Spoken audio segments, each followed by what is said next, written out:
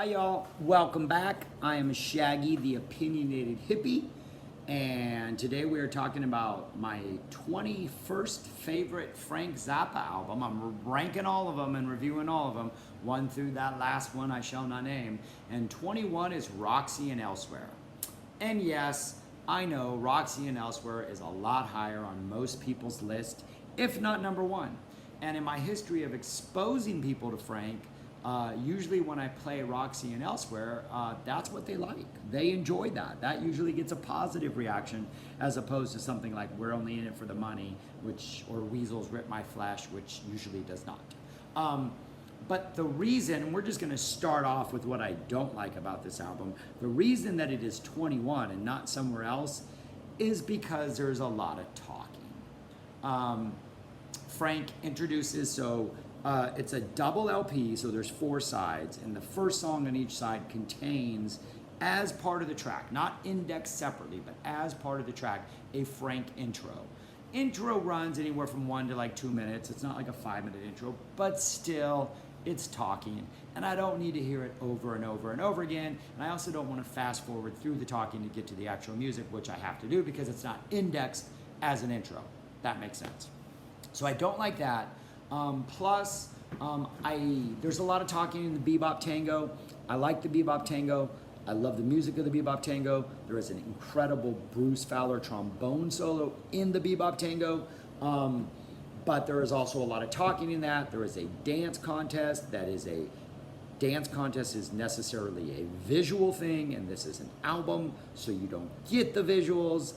It's entertaining. You kind of get a sense of what's happening, and the band plays during the dance contest, so that's good. But it's still a dance contest on a CD. And there's only so many times you can listen to it, at least that I can listen to it. The other thing I don't like is, so in the Roxy portions of this album, there were overdubs, vocal overdubs, I think like some guitar overdubs. Obviously the vocal overdubs are obviously tweaked and don't even sound like part of the live. They sound overdubbed. And that's always bothered me about this because had Frank just released the concert tapes, just the music, that would have been great. That would have been fantastic. That would have been incredible. There were no need for the overdubs. So those are the things I don't like about this album. Other than that, 73, 74 is my favorite era, my favorite songs, my favorite musicians.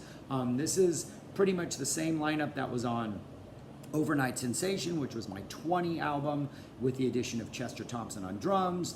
For these shows, Walt Fowler joined them.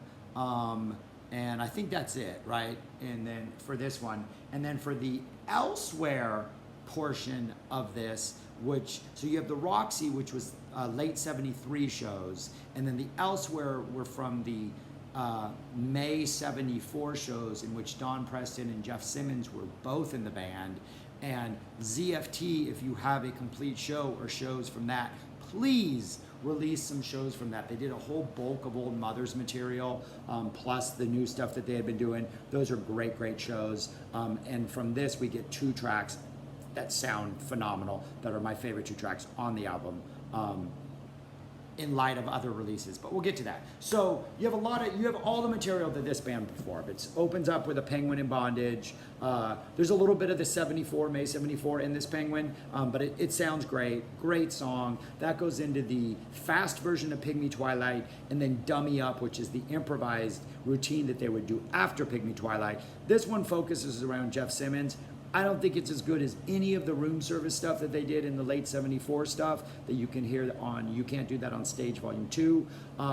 It's them being funny and acting out a routine, and the band jams behind it. It goes on a little bit too long, if you ask me. And they're just not at that point that they would be by the end of 74, when Duke and Napoleon and Frank were able to just kind of riff and be funny, and it just seemed a lot more interesting, for lack of a better word. So that's side 1. Side 2 is some of the greatest music Frank has ever written. It's Village of the Sun. This is sort of the slow version. It's faster, I think, than the 78 version on Chicago 78, but it's much slower than the version that the Fall 74 band would do, which was like this hyperactive version that heavily featured Napoleon Murphy Brock's saxophone playing, which I think is the best version. This is an okay version. It's a great song. But again, I think there's overdubs. There's like an acoustic guitar overdub that just doesn't sound right on here. And then into two of his all-time greatest tracks, Echidna's Art for You, Don't You Ever Wash That Thing, played phenomenally, just phenomenal songs. If like this side, Village, Echidna's, and Don't You Ever, one of the reasons to get this album. And then side 3 is the early version of Cheapness, sort of a shorter, not quite as developed as the Fall 74 version, still a great version, into the 2 Elsewhere tracks, Son of Orange County, into More Trouble Every Day, which are just phenomenal. They're a little more laid back. They have a spacier vibe. Frank's guitar playing is ridiculous the entire time. The band is just like, it's almost like prog rock. It's Frank doing his prog rock thing. And the Son of Orange County is just, it's a beautiful, beautiful addition to the set list. And then going right into sort of the reworked Trouble Coming Every Day, the More Trouble Every Day that the 84 and 88 band would play. But this is the definitive version of this. And these 2 tracks, the Elsewhere tracks, are, I think, the highlight of this disc and are the reason why this EFT needs to release a May 74 show. And then the entire side 4 is the Bebop Tango with the dance contest.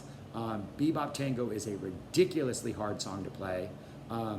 It was originally part of Farther Oblivion, which the 72 and 73 bands played. Frank apparently just scrapped that and pulled out the middle section, which is the Bebop Tango, and then made that its own song with an incredible Bruce Fowler solo. So side 3 and 4 musically, I think, are the more satisfying. Well, no, this whole thing musically is incredible. The only problem is there's just a lot of talking. You have to get through talking to get to the music. And then the Bebop Tango has this whole long middle section where there's just a dance contest that you can't see because it's on an album. But great album, number 21. Most people have this in their top 10, if not their top 5, if not their number 1. So this is a phenomenal listen.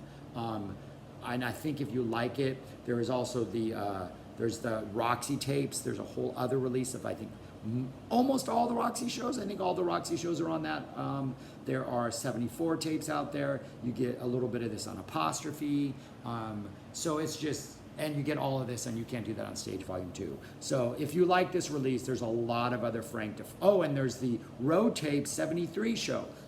Yeah, man, if you check this album out, because if you like it, there is so much other stuff to discover related to this band. So anyways, Roxy and Elsewhere, 21. Check it out, enjoy it. Let me know what you think in the comments below. Peace, take care.